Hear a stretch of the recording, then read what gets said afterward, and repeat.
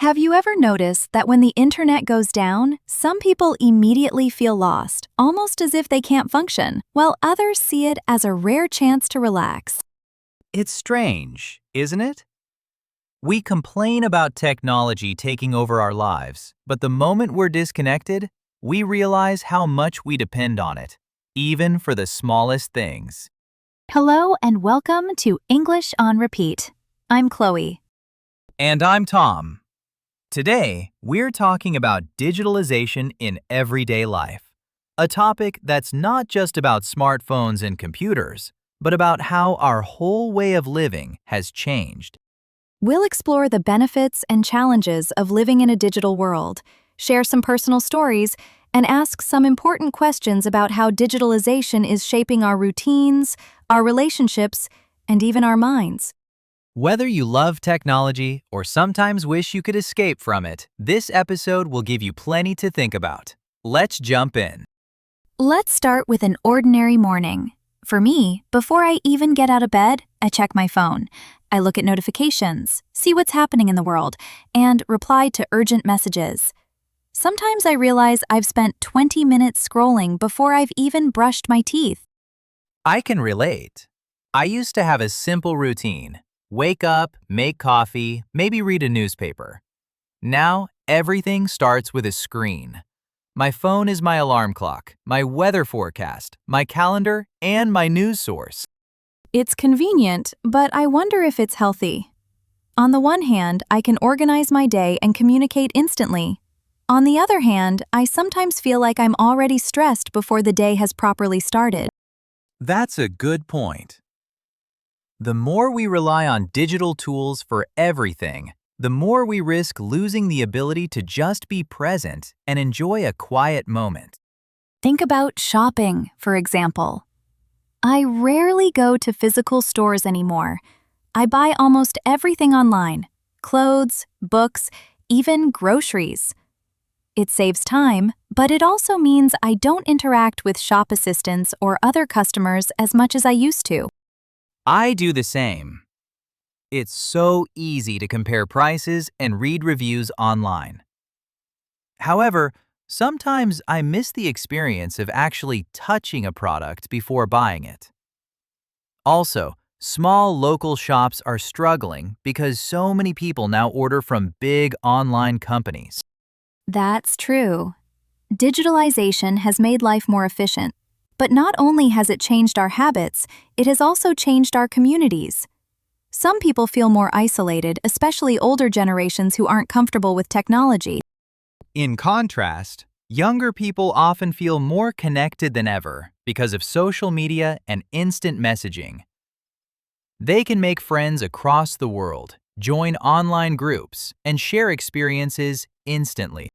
Social media is a perfect example of how digitalization brings both opportunities and problems. I love being able to keep in touch with friends who live far away, see their photos, and share news. Me too. But I've also noticed that sometimes online conversations feel less real.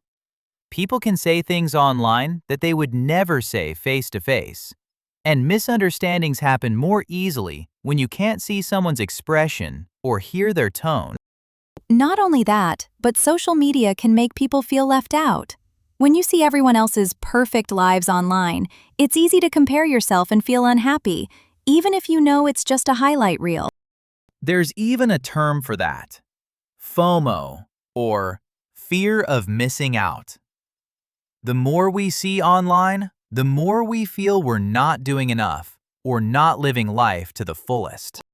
Digitalization has completely changed the way we work and study. Before, most people had to go to an office or classroom every day. Now, so many jobs and courses can be done from home thanks to the internet. I started working remotely during the pandemic, and I still do most of my work from home. I love the flexibility. I can save time, avoid commuting, and even wear comfortable clothes. Nevertheless, it's not always easy. When your home is also your workplace, it's difficult to switch off. I sometimes find myself answering emails late at night, or thinking about work even when I'm supposed to be relaxing. That's a common problem. In the past, people could leave their work at the office. Now, technology makes it possible, and sometimes expected, to be available all the time. In contrast, some people find remote work lonely because they miss chatting with colleagues or working in a team. You mentioned earlier that older generations can feel left behind. My grandmother, for example, refuses to use a smartphone. She feels overwhelmed by all the options and worried about making mistakes. My dad is similar. He only uses his phone to make calls, and he doesn't trust online banking at all. He says he prefers to talk to real people and pay bills in person. This digital divide can create misunderstandings between generations. Whereas young people can't imagine life without technology, older people may feel excluded or frustrated. It's important to remember that digitalization should help everyone, not just those who grew up with it.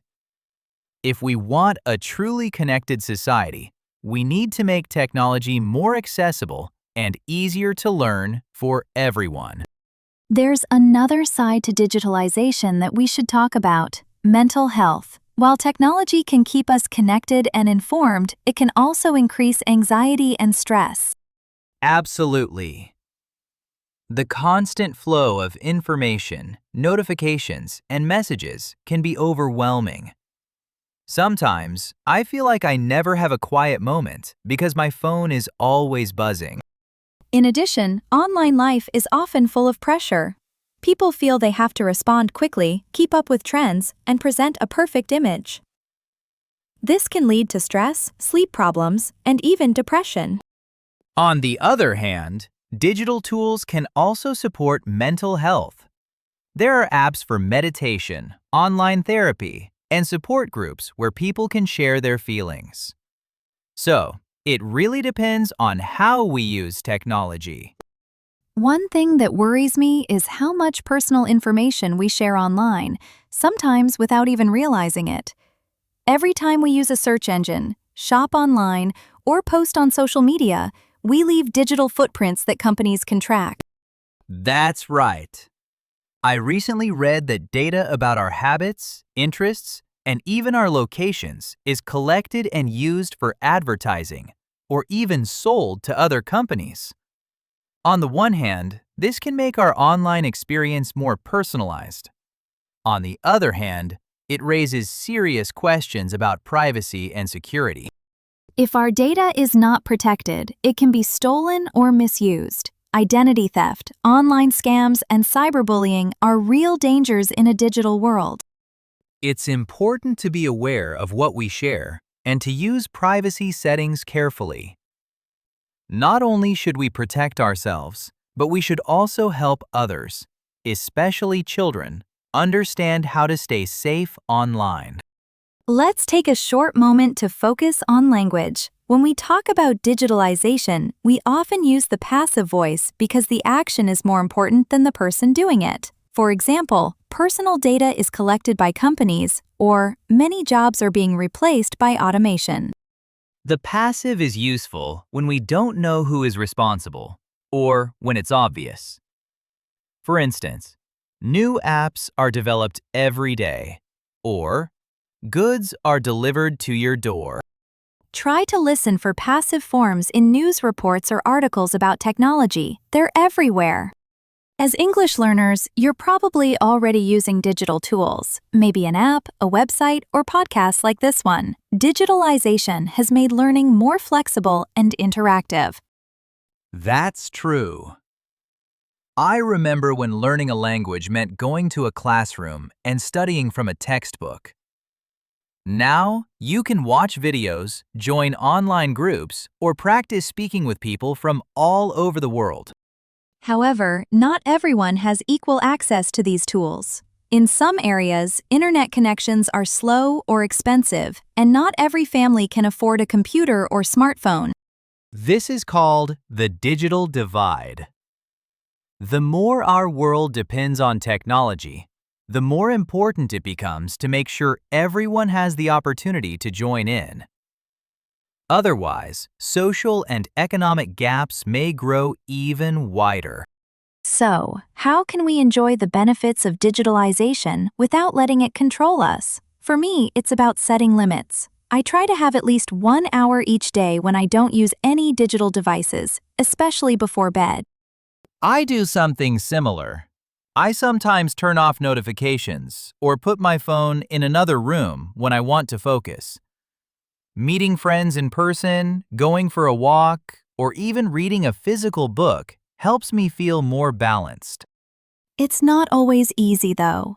The more digital our world becomes, the more effort it takes to disconnect. But I think it's worth it.